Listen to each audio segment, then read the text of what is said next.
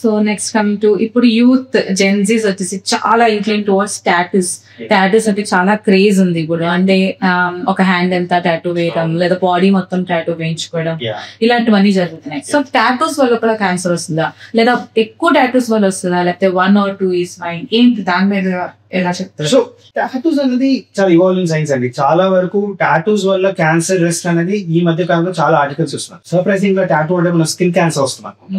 కానీ చాలా interesting article recent గా ఏం జరిగిందంటే టాటూస్ వల్ల లింఫోమాస్ అంటే ఒక రకమైన బ్లడ్ క్యాన్సర్, లింఫ్ నోడ్ వచ్చే క్యాన్సర్స్ పెరుగుతాయని చెప్పి మనం రీసెంట్ గా రీసెర్చ్ చెప్పింది అనమాట.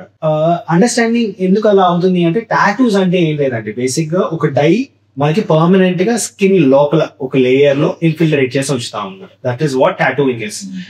అక్కడ ఉన్న డై ఏంటి అంటే body always tries to eliminate that dye. So దీనికోసం బాడీలో ఉన్న ఇమ్యూన్ సెల్స్ ఏం చేస్తాయంటే దే కీప్ ఫైటింగ్ అగేన్స్ట్. అంటే మీరు ఎప్పుడైనా టాటూ వేసుకున్న వెంటనే చూస్తే కొంచెం అక్కడ స్కిన్ ఎలివేషన్ ఉంటుంది కొంచెం సేపు, or few days will be there. That is inflammation, body trying to react against that foreign element అనమాట. అక్కడి నుంచి ఆ ఎలిమెంట్స్ తీసుకెళ్లి లింఫ్ నోడ్స్ లో ఉండడం, లింఫ్ నోడ్స్ లో దానికోసం ఫైట్ చేసి బాడీ ఇమ్యూన్ సిస్టమ్ అక్కడ క్యాన్సర్ వచ్చే రిస్క్ ఉంటుంది. ఎందుకంటే ఇందాక చెప్పాను కదా, ఇన్ఫ్లమేషన్, క్రానిక్ ఇన్ఫ్లమేషన్. సో ఈ టాటూయింగ్ అనేది రిపీటెడ్ గా చేస్తుంటాం, రిపీటెడ్ గా ఇన్సల్ట్స్ ఆ ఇన్ఫ్లమేషన్ ఆ లింఫ్ నోడ్స్ కి అవ్వటం వల్ల అక్కడ లింఫోమా అనే డిసీజ్ వచ్చే రిస్క్ ఎక్కువ అవుతుంది అనమాట. So anything that is repeated and that causes repeated inflammation that increases the risk of cancer అండి. సో ఇది బాటమ్ లైన్ అనమాట. So 1 or 2 tattoos I don't think will increase the risk of cancer. కానీ చాలా మందికి అది ఉంటుంది అనమాట, repeated గా టాటూస్ వేయించుకుంటా ఉంటారు. ఒకటి చేతికి రిపీటెడ్ గా డిఫరెంట్ టైప్ ఆఫ్ టాటూస్ వేయించుకుంటా ఉంటారు. అర్థం చేసుకోవాల్సింది ఏంటంటే body is trying to fight against tattoo. Dye ఈ బాడీ ఫైట్ చేయడానికి ట్రై చేస్తుంది అనమాట. దానివల్ల క్యాన్సర్ రిస్క్ ఖచ్చితంగా పెరుగుతుంది. That is bottom line. Is this applied same to ఇప్పుడు పర్మనెంట్ మేకప్స్ అని, పర్మనెంట్ ఐబ్రోస్ అని, లిప్ పిగ్మెంటేషన్ చేయించుకుంటున్నారు, ఇవన్నీ వాటికి కూడా అప్లై అవుతున్నారు. సో అగైన్ ఈ ఎలిమెంట్స్ లో యూస్ చేసే సబ్స్టెన్సెస్ ఏంటి, దీని వల్ల బాడీ ఎంత రియాక్ట్ అవుతుంది. సో స్కిన్ పిగ్మెంటేషన్ దాకా నేను చెప్పినట్టు స్కిన్ లైట్నింగ్ క్రీమ్స్ వాటిలో మర్క్యూరీ ఉంటుంది అనమాట. That is not good for the body. Parabens ఉంటాయి, that is not good for the body. So ఏ ఎలిమెంట్స్ యూస్ చేసి చేస్తాను అనే రీసెర్చ్ మీకు చేసుకోవాలి. ఎందుకంటే వీటి మీద regulation is not very strong అండి. కాస్మెటిక్ ప్రోడక్ట్స్ మీద regulation is not as strong as it is for tobacco or alcohol related products అనమాట. సో మన డ్యూ డెలిజెన్స్ మనం చేసుకోవాలి. ఎందుకంటే ఇప్పుడు మనకి బెటర్ గా కనిపించడం కోసం లైఫ్ లో దాని వల్ల సఫర్ అవుతున్నాం అంటే మనం కొంచెం టైం స్పెండ్ చేసి దాని గురించి రీసెర్చ్ చేసుకొని దాని తర్వాత ఈ ప్రోడక్ట్స్ యూస్ చేసుకున్నది చాలా అవసరం. Great information doctor. సో ఇప్పుడు మనం ఎలాగో ఫుడ్ గురించి మాట్లాడుతున్నాం, ఇప్పుడు మనం స్కిన్ గురించి మాట్లాడుతున్నాం. ప్లాస్టిక్ చాలా వెల్ నోన్ టాపిక్. ప్లాస్టిక్ వాడితే క్యాన్సర్ వచ్చేస్తుంది, ప్లాస్టిక్ ప్లేట్స్ లో తింటే వస్తుంది, ప్లాస్టిక్ వాటర్ బాటిల్స్ లో వాటర్ తాగడం మంచిది కాదు, లేదా ప్లాస్టిక్ బాక్సెస్ మనం ఇంతకుముందు యూజ్ చేసుకోవడం, అది యూజ్ చేయకండి, ఇవి చాలా వింటున్నాం మనం, చాలా వీడియోస్ వైరల్ అవుతున్నాయి. సో ఏంటి అసలు ప్లాస్టిక్ వాడకం వల్ల క్యాన్సర్ వస్తుందా? ఏం ప్లాస్టిక్ మంచిది, అసలు మంచిది కాదా? Plastics is a very big menace అండి. మనం చాలా నజరందాజ్ చేస్తాం ఫ్రాంక్ గా చెప్పాలంటే. I just tell you one very interesting research publication అండి. 1 year back చాలా వైరల్ అయింది ట్విట్టర్ వీటిలో. ఒక మనిషి చనిపోయిన తర్వాత ఆయన హార్ట్ లో బ్లాక్ ఉందని చెప్పి ఆ బ్లాక్ ని స్టడీ చేస్తే ఆ బ్లాక్ లోపల మైక్రో ప్లాస్టిక్స్ దొరికాయి. హార్ట్ లోపల ఒక వెసల్ లోపల మైక్రో ప్లాస్టిక్స్ దొరికాయి అనమాట. That is the severity with which plastics ఇప్పుడు యుబిక్విటస్ గా ఉంది. ఏంటి అంటే గాలి, దాంతో పాటు ప్లాస్టిక్ అండి. అన్ఫార్చునేట్లీ ప్లాస్టిక్ అనేది అంత కామన్ అయిపోయింది. ప్లాస్టిక్స్ వల్ల క్యాన్సర్ పక్కన పెట్టండి, ప్లాస్టిక్స్ వల్ల ఎథెరోస్క్లెరోసిస్ రిస్క్ గణనీయంగా పెరుగుతుంది, ప్లాస్టిక్ వల్ల స్ట్రోక్ రిస్క్ గణనీయంగా పెరుగుతుంది అనమాట. So unfortunately everything that we use today's date has plastics incorporated in it. అంటే నీకు మనం యూజ్ చేసి చూయింగ్ గమ్ అలవాటు నాకు కూడా చాలా ఉండేది అనమాట. చూయింగ్ గమ్ లో మైక్రో ప్లాస్టిక్స్ చాలా ఎక్కువ మోతాదులో ఉంటాయి అనమాట. So that actually is not good for the body. You keep chewing it, you feel okay, you're not having anything in your body. But microplastics మీ బాడీలో అబ్జార్బ్ అయిపోతుంది. ఇది వేరే ఆర్గన్స్ లో నేను డిపాజిట్ అవటం వల్ల క్యాన్సర్ ఇస్ గన్నీయంగా పెరుగుతుంది. అది దీనికి రెగ్యులేటరీ సిస్టమ్ చాలా స్ట్రాంగ్ గా ఉండాలి. Because it is very new అండి. అంటే అర్థం చేసుకుని మన ఇన్ని రోజులు హార్ట్ లోపల ప్లాక్స్ ఫామ్ అవుతున్నాయి అంటే అది కొలెస్ట్రాల్ వల్ల, మంచి ఫ్యాట్స్ లేకపోవడం వల్ల. ఇది మనకు ఉన్న అవగాహన. దాంట్లో కూడా మైక్రో ప్లాస్టిక్స్ కనిపించాయంటే తీవ్రత ఏంటి అనేది మనం అర్థం చేసుకోవాలి. మనం చాలా వరకు ఇది ఎన్వైరన్మెంటల్ ప్రొటెక్షన్, మనకి వాటర్ పొల్యూట్ అయిపోతుంది, సీ పొల్యూట్ అయిపోతున్నాయి, ఫిషెస్ లో ప్లాస్టిక్స్ వెళ్తున్నాయి, చాలా వరకు అది మనకి సంబంధం లేని ప్రాబ్లం అనుకున్నాం. కానీ నువ్వు అర్థం చేసుకోవాల్సిందంటే అది ఇంటి బయట లేదు ప్రాబ్లం, ఇప్పుడు ఇంటి లోపల మన లోపలికి వచ్చేసింది అనమాట. So plastics are a major menace. It is going to really spiral down to very big problem in the future. So talking about plastics, ఇప్పుడు ఈ ప్లాస్టిక్స్ రిపీటెడ్ గా వాడడం వల్ల మనకేమైనా డిసీజెస్ వస్తాయా? లేదా what about water bottle, plastic water bottles ఎక్కువగా వాడద్దు అని చెప్తుంటారు, అదేంటి? And what about microwaves? ఇప్పుడు మైక్రోవేవ్ లో మనం చాలా ఈ ప్లాస్టిక్ వాడండి అని చెప్తుంటారు కదా, దాని మీద మనకి ఏమైనా? ప్లాస్టిక్స్ వల్ల అయితే క్యాన్సర్ రిస్క్ పెరగడం మనకి తెలిసినట్టు. అగైన్ ఇందాక మీకు చెప్పినట్టే ఒక పర్టికులర్ ప్రోడక్ట్ నుంచి క్యాన్సర్ రిస్క్ పెరుగుతుందని ఏమి ఉండదండి. ఆ ప్రోడక్ట్ లో ఉండే కొన్ని ఇంగ్రీడియంట్స్, కొన్ని ఎలిమెంట్స్ వల్ల క్యాన్సర్ రిస్క్ పెరుగుతుంది. ఇప్పుడు ప్లాస్టిక్ వచ్చేటప్పటికల్లా డయాక్సిన్, థాలేట్స్, అది కాకుండా బీపీ అంటాం, బిస్ఫెనాల్, ఇలాంటి ఎలిమెంట్స్ వల్ల క్యాన్సర్ రిస్క్ గణనీయంగా పెరుగుతుంది. ప్రత్యేకత ఏంటంటే recycled plastics, repeated use plastics వల్ల మనకి సింగిల్ టైమ్ యూస్ ప్లాస్టిక్స్ ఉంటాయి, వాటిలో మన వాళ్ళు ఏంటంటే అవెన్ లో పెట్టుకుని రీయూజ్ చేసుకుని వాటర్ జరుగుతుంది అనమాట. వీటి వల్ల ఈ థాలేట్స్, బిస్ఫెనాల్, డయాక్సిన్ అంటే ఎలిమెంట్స్ ఇంకా ఫుడ్ లోపలికి వచ్చి మన బాడీ లోపలికి వెళ్ళి క్యాన్సర్ రిస్క్ గణనీయంగా పెరుగుతున్నాయి అనమాట. సో ప్లాస్టిక్ సాధ్యమైనంత వరకు దూరంగా ఉండటం చాలా చాలా అవసరం. సో ఈ వీటికి ఆల్టర్నేటివ్స్ ఏంటి? సో మనకి మెటల్ వాటర్ బాటిల్స్, అదే మన పెద్దవాళ్ళు వాటి, ఐ థింక్ క్యాన్సర్ నుంచి మనం కాపాడుకోవాలంటే చాలా వరకు మన పెద్దవాళ్ళు ఫాలో లైఫ్ స్టైల్ ఫాలో అవటం చాలా హెల్ప్ఫుల్ గా ఉంటుంది. సో అది మెటల్ వాటర్ బాటిల్స్ చాలా ఎక్కువగా చూస్తాం అనమాట. ప్లాస్టిక్ వాటర్ బాటిల్స్ తగ్గిపోయి వాళ్ళ రోజున ఎక్కువ మెటల్, కాపర్ వాటర్ బాటిల్స్ కానీ స్టీల్ వాటర్ బాటిల్స్ కానీ యూస్ చేస్తాం. And they are much better way of drinking water use చేయడానికి, కానీ వీటికి అది much better, much productive way is what I feel అండి. From what you said from the previous, మన పెద్దవాళ్ళు, మన ఏన్షియంట్ పీపుల్, అసలు వాళ్ళ ఉన్న టైంలో అసలు క్యాన్సరే లేదా, లేకపోతే అప్పుడు క్యాన్సర్ డయాగ్నోసిస్ లేదా, అసలు వాళ్ళకి వచ్చేది కావా? చాలా మంచి విషయం అండి. అంటే ఇప్పుడు గుర్తుపెట్టుకోవాల్సిన విషయం ఏంటంటే లైఫ్ స్పాన్ అనేది మనది ఖచ్చితంగా వాళ్ళ రోజులు పెరిగింది. అప్పటితో పోలిస్తే మన average life span Indian population 57 years. ఇప్పుడు it is coming close to 70 years. So మనం ఇంప్రూవ్ అయ్యాం. ఓవరాల్ గా we are living longer. And cancer is a disease of the age. Cancer అనేది అందరూ వస్తుంది, కానీ ఎక్కువగా పెద్దవాళ్ళలో వస్తుంది. ఎందుకంటే ఇందాక మీకు చెప్పినట్టే బాడీలో డిస్రెగ్యులేటెడ్ సెల్ ప్రొలిఫరేషన్ వల్ల క్యాన్సర్ వస్తుంది అనమాట. ఈ డిస్రెగ్యులేషన్ అంటే వయసు పెరిగే కొద్దీ డిస్రెగ్యులేషన్ బాడీలో ఎక్కువగా ఉంటుంది, దానివల్ల క్యాన్సర్ ఎక్కువగా చూస్తూ ఉంటాం అనమాట. So one of the major reason is because you are aging and also you are living with more urbanization. ఇందాక మీకు చెప్పినట్టు మనం అర్బనైజ్ ఎక్కువ అవుతున్నాం అనమాట. అర్బనైజేషన్ ఎప్పుడైతే ఎక్కువ అవుతుందో మనకి మోడరేషన్ తగ్గిపోతుంది, ఎక్స్ట్రీమ్స్ ఎక్కువ అవుతుంది, మనకి పొల్యూషన్ ఎప్పుడైనా ఎక్కువగా ఉంటుంది. We are having more refined and more processed food. అప్పటితో పోలిస్తే ఇంకా చాలా ఎక్కువ ప్రాసెస్డ్ ఫుడ్ మనం కన్జ్యూమ్ చేస్తాం, దానివల్ల క్యాన్సర్ రిస్క్ పెరుగుతుంది.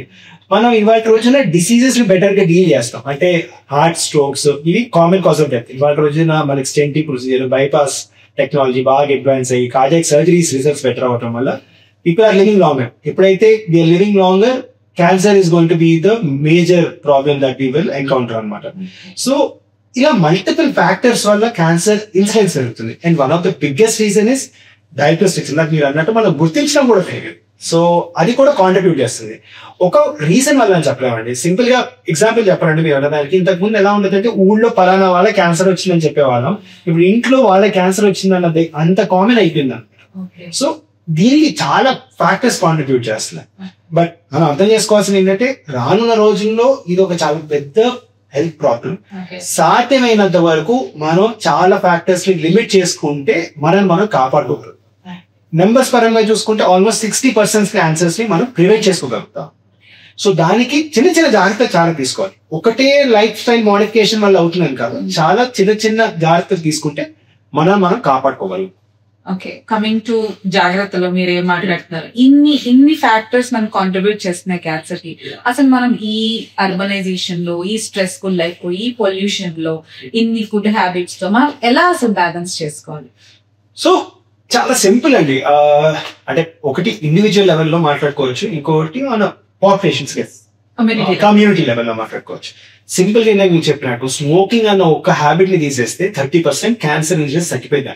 టొబాకో రిలేటెడ్ ప్రోడక్ట్స్ కనుక మనం పూర్తిగా నిర్మూలిస్తే 30% అక్కడే తగ్గిపోయింది కదా cancer.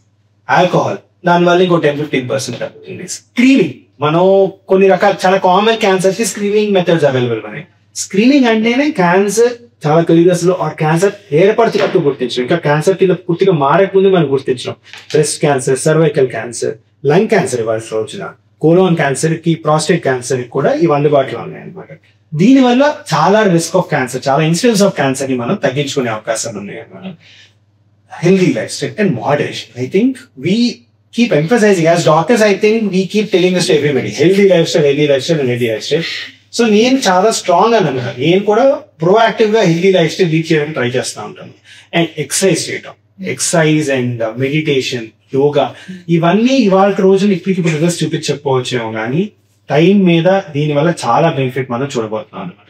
So I think healthy life style is very very important. Keeping away from products like tobacco, alcohol, and రెగ్యులర్గా స్క్రీనింగ్ చేయించుకోవడం వల్ల డ్రాస్టిక్గా క్యాన్సర్ తగ్గించుకోవచ్చు అని నేను చెప్తుంది కదా. రిపీటెడ్గా సైంటిఫిక్ ఎవిడెన్స్ ఏం చెప్తుందంటే క్యాన్సర్ని ఖచ్చితంగా 100% ప్రివెంట్ చేసుకోగలుగుతాం అంటే కాదు, కానీ మన పాపులేషన్ లెవెల్ జాగ్రత్తలు తీసుకుంటే మాత్రం మనం క్యాన్సర్ నుంచి మనం కాపాడుకోగలుగుతాం. సో టాకింగ్ అబౌట్ స్క్రీనింగ్, ఇప్పుడు త్వరగా స్క్రీనింగ్ చేయించుకుంటే బెటర్ అంటున్నారు మీరు.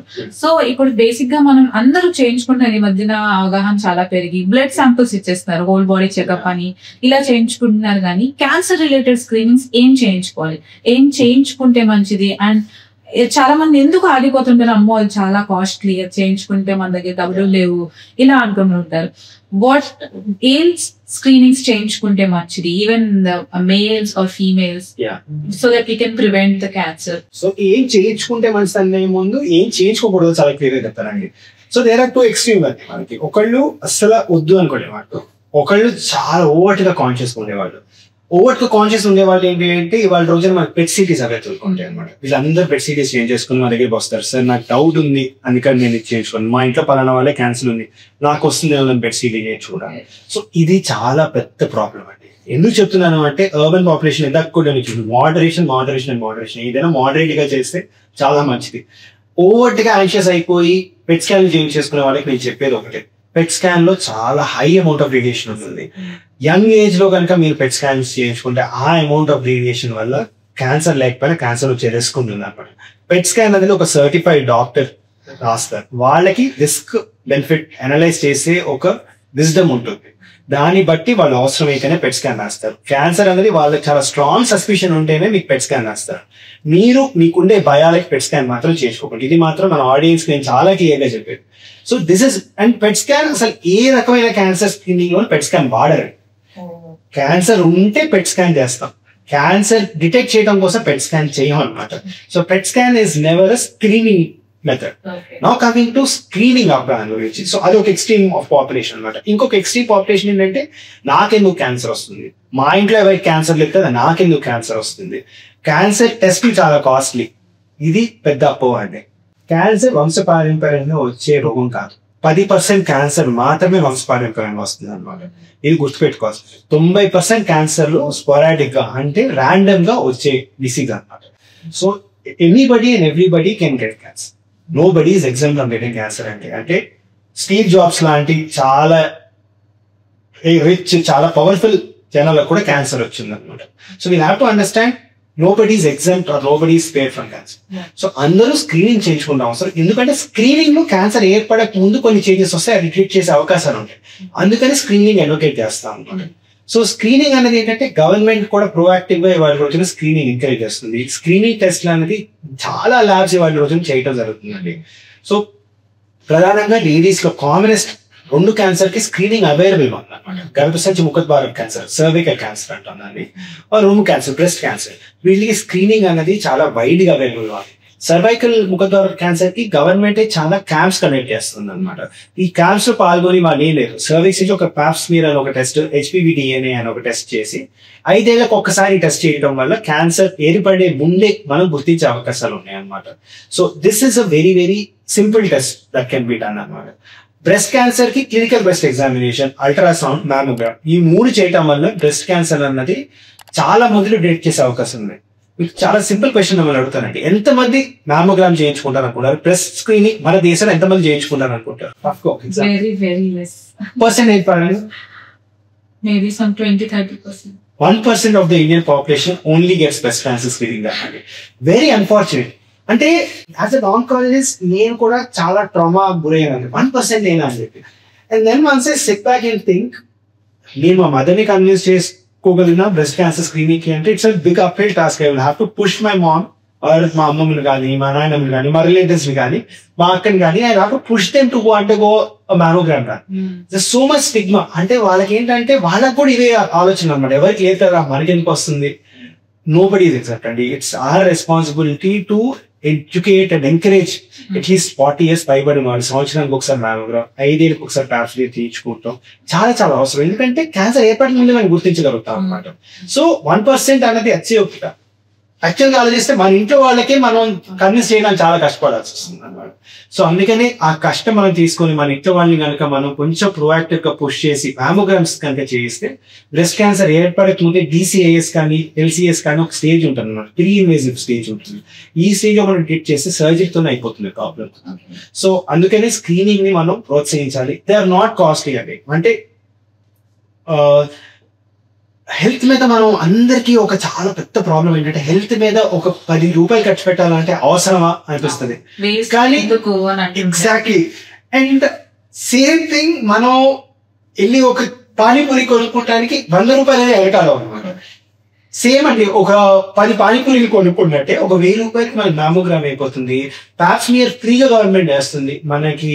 ఆ ప్రోగ్రామ్ లో వెళ్ళి మనం ఎన్రోల్ అయిపోతే ప్యాప్స్మియర్ ఫ్రీగా అవుతుంది. చేయించుకుందాం అవసరం. కాస్ట్ అనేది నిజంగా పెద్ద ప్రాబ్లం కాదండి, అట్లీస్ట్ తక్కువ చేయండి. అండ్ కాస్ట్ ఒక్కటే ప్రాబ్లం ఏంటంటే చాలా గవర్నమెంట్ సెంటర్స్ లో యాన్యువల్ గా ఈ స్క్రీనింగ్ చేస్తూ ఉంటారు. ఆ స్క్రీనింగ్ పార్టిసిపేట్ చేసుకున్నా సరిపోతుంది.